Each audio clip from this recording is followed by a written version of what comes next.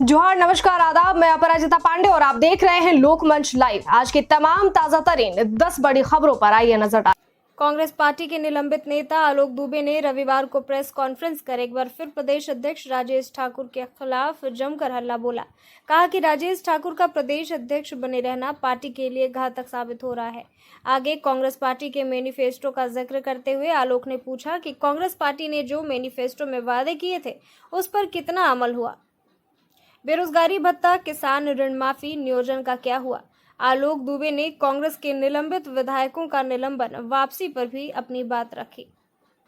मणिपुर की घटना को लेकर राजनीति लगातार जारी है। पक्ष और विपक्ष इस मुद्दे पर आमने सामने है। आए दिन इस पर खूब बयानबाजी होती रहती है। इसी क्रम में प्रदेश कांग्रेस भवन में रविवार को INDIA की बैठक हुई। इस बैठक में मणिपुर की घटना के खिलाफ संयुक्त रूप से रणनीति बनाई गई। बताया गया कि आगामी 1 अगस्त को तमाम घटक दलों द्वारा राजभवन के समीप धरना स्थल पर धरना दिया जाएगा। साथ ही साथ सभी जिलों में उपायुक्त कार्यालय के सामने धरना के माध्यम से राष्ट्रपति को ज्ञापन सौंपा जाएगा और मांग की जाएगी कि मणिपुर में राष्ट्रपति शासन लगाया जाए। झारखंड के विधायक और मंत्रियों के वेतन में बढ़ोतरी हो सकती है, इसकी पूरी संभावना जताई जा रही है। विधानसभा सूत्रों के मुताबिक इसी मॉनसून सत्र में वेतन बढ़ोतरी से संबंधित प्रस्ताव सदन में लाया जा सकता है। गौरतलब हो कि झारखंड विधानसभा के बजट सत्र के दौरान वेतन वृद्धि की बात हुई थी।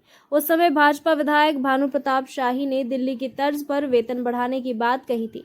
तब सरकार की ओर से इस विषय पर स्पष्ट उत्तर नहीं आया था। राज्य में अंतिम बार वेतन में वृद्धि साल 2015 में रघुवर दास सरकार में हुई थी। विप्रो की CSR इकाई अजीम प्रेमजी फाउंडेशन झारखंड में अपनी तीसरी यूनिवर्सिटी खोलने को तैयार है। इसके लिए फाउंडेशन लगभग 1400 करोड़ रुपए खर्च करने वाली है। राज्य सरकार ने इसके लिए फाउंडेशन को इटकी स्थित ट्यूबरक्लोसिस सेनेटोरियम की जमीन उपलब्ध कराई है। फाउंडेशन की ओर से इस जमीन की 80% राशि सरकार को दी जा चुकी है। राज्यपाल से इसकी अनुमति बाकी थी। राज्यपाल CP राधाकृष्णन ने ट्यूबरक्लोसिस सेनेटोरियम यानी रेगुलेशन ऑफ बिल्डिंग संशोधन अधिनियम 2023 की स्वीकृति प्रदान कर दी है। पिछले कुछ दिनों से कम वर्षा के कारण किसानों के माथे पर चिंता की लकीरें बढ़ गई हैं। राज्य के अधिकांश हिस्सों में कम वर्षा के कारण धान रोपनी नहीं हो पाई है। बिना पानी के खेतों में लगे धान के बिचड़े तक सूख जाते हैं और किसानों को दोबारा बिचड़े के लिए जेबें ढीली करनी पड़ती है। वहीं शनिवार की रात हुई तेज वर्षा ने किसानी की समस्या को काफी हद तक पाटने का काम किया है। राजधानी समेत आसपास के जिलों में तेज वर्षा से राहत मिली है। वहीं शहर के अधिकांश हिस्सों में लबालब पानी भर गया है। नालों से कचरे के साथ गंदा पानी भी उफन कर बाहर निकलने लगा। प्रशिक्षित सहायक अध्यापकों यानी पारा शिक्षक की पहली आकलन परीक्षा संपन्न हो गई। यह परीक्षा रांची के मारवाड़ी महिला कॉलेज और निर्मला कॉलेज में ली गई। रांची के मारवाड़ी महिला कॉलेज में 1716 उम्मीदवार शामिल हुए। निर्मला कॉलेज में भी लगभग इतने ही उम्मीदवार शामिल हुए। राजधानी रांची के दोनों केंद्र में परीक्षा शांतिपूर्ण खत्म हुई। पहली बार आकलन परीक्षा सुबह 10:30 बजे शुरू हुई। परीक्षा दोपहर 1 बजे तक चली। इस परीक्षा में राज्य के 43,273 प्रशिक्षित सहायक अध्यापक यानी पारा शिक्षक शामिल हो रहे हैं। भारतीय रेड क्रॉस सोसाइटी भोजपुर जिला इकाई के कार्यकारिणी सदस्यों एवं स्वयंसेवकों के द्वारा शहरी क्षेत्र के कुल 17 TB मरीजों को पोषण आहार एवं हाइजीन की आज वितरित की गया।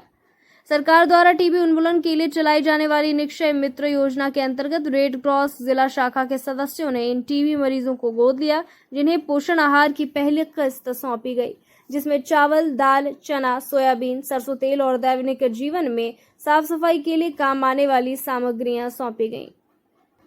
नेशनल टाइगर कंजर्वेशन अथॉरिटी ने बाघों की गिनती का आंकड़ा जारी किया है।